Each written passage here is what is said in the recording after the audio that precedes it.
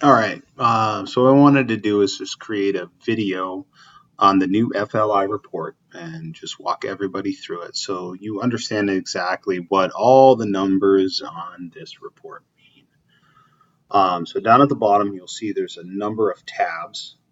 Company has everything that's relative to the entire company. Coordinators for coordinators, accounting for accounting, an estimator for estimator. We can grow and expand this and do more with it. But this is kind of where I wanted to start. On the company tab, every bit of this first row is all based off a percentage. So it's the ratio of files lacking interaction to total files. So if you look at this for the entire office right now, and obviously I'm pulling this report early, so if you're looking at this and you're going, no freaking way, my score is not that high, you're right. But if you look at this, so Maui, pick on our Maui folks, is 49%. And what that means is 49% of the total files are lacking interaction. This is for the coordinator team. So for those of you who like Aulia and Robin who are reporting their team FLI percentage, this would be the number that you would use for your L10s. This is the ratio of FLIs by office.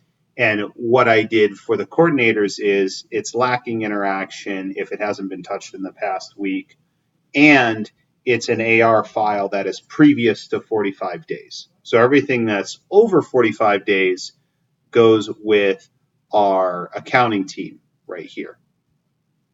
The last one is our estimating team FLIs, and this is just based off of pending sales. So the total number of pending sales files, and then how many of them are FLIs. So we can see Maui has 47%, Oahu has 82%. And then what I did is I gave raw counts of the total FLIs down here. So then that way you can see both the percentage and the number. You can see that, like Hawaii Island has 100% FLIs, but it's really only 2 files.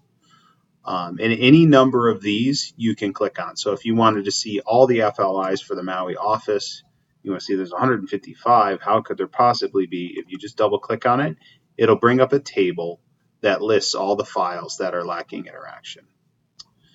Let me go ahead and get rid of this.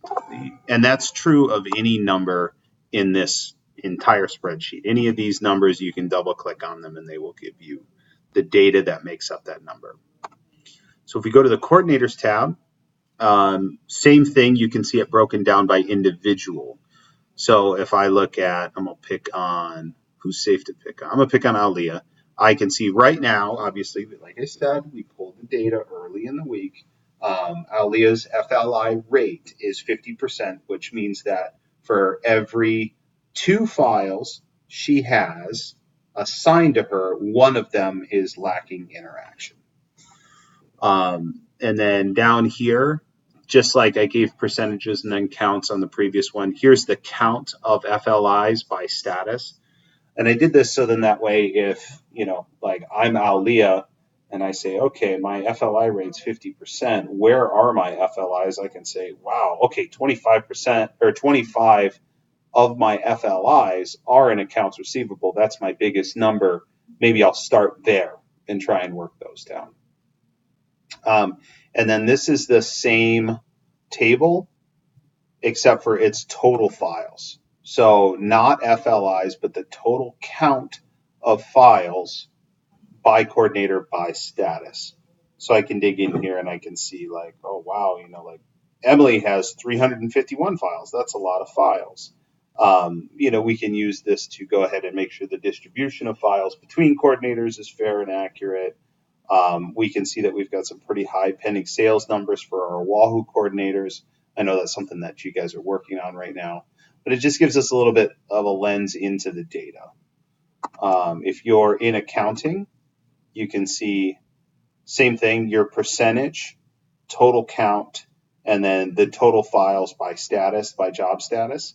And I did this so then that way if you are in accounting, let's say I'm Megan and I'm wanting to know what's coming up, I can see like, okay, I've got these files in pending sales, these ones in pre-production. If I'm looking to see which ones are about ready to come to me for invoicing, that's the completed without paperwork and invoice pending side. I know some of the names, like Patty's listed on 346 files. That should probably get reassigned. So we'll work on doing the reassignments next week, but this is the basic table of data. And then for the estimators, kind of my position is everything that's in pending sales should be updated weekly by an estimator. So ratio of the estimators, their FLIs. So Joe Durang, double clicked on that. Let me get rid of this. Let's delete.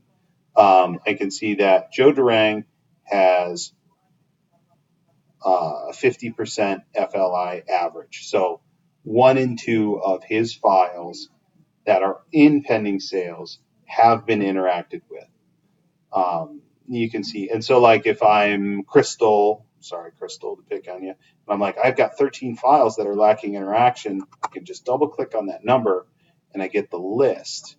Now, what I find is that a majority of, if Crystal's actively working on selling these jobs, a majority of them have had interaction in the past week, but it may not have been documented. It might be a phone call or something like that. So we're going to want to make sure that we get those files updated so then that way you don't have the FLI show up on this one. So average, count, and then both of these are trimmed down to just files that are in pending sales. And then this total file count, similar to the coordinators by status, so then that way you can see what your file count distribution is across everything.